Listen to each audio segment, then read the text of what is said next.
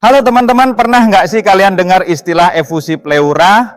Kedengarannya medis banget ya, tapi tenang, kita bahas dengan santai aja.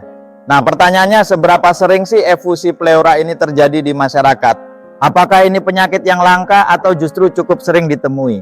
Efusi pleura itu sederhananya kondisi ketika ada cairan yang menumpuk di rongga pleura, yaitu ruang tipis antara paru-paru dan dinding dada. Normalnya ada sedikit cairan di sana untuk membantu paru-paru bergerak mulus saat kita bernapas. Tapi kalau jumlahnya berlebih, nah itulah yang disebut efusi pleura. Di masyarakat efusi pleura bukanlah hal yang super langka. Justru menurut data medis kondisi ini cukup sering muncul terutama sebagai komplikasi dari penyakit lain seperti TBC, pneumonia, kanker paru, bahkan gagal jantung. Kalau kita lihat dari angka, kasus efusi pleura diperkirakan jutaan setiap tahunnya di seluruh dunia. Misalnya di Amerika Serikat saja ada lebih dari 1,5 juta kasus baru setiap tahunnya. Di negara berkembang seperti Indonesia jumlahnya bisa lebih tinggi karena banyak faktor pemicu seperti TBC dan infeksi paru masih cukup sering ditemukan. Artinya efusi pleura ini bukan sekadar teori medis yang jarang ditemui di rumah sakit.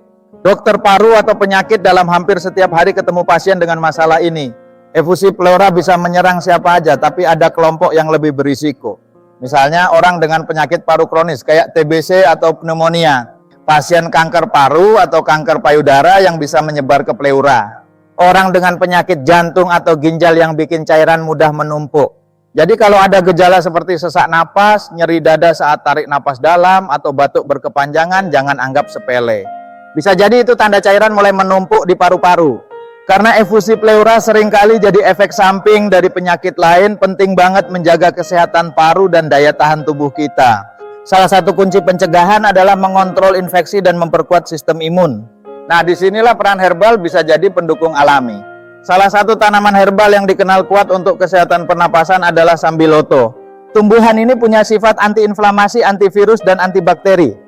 Dengan konsumsi teratur, sambiloto membantu tubuh melawan infeksi, menjaga fungsi paru, sekaligus mendukung penyembuhan dari dalam. Teman-teman, sekarang sudah ada produk herbal modern yang memanfaatkan khasiat sambiloto, yaitu Verdila Barata. Produk ini dibuat dari ekstrak sambiloto pilihan, diformulasikan khusus untuk mendukung kesehatan paru dan daya tahan tubuh. Dengan bentuk kapsul, praktis banget dikonsumsi tanpa harus repot merebus atau meracik sendiri.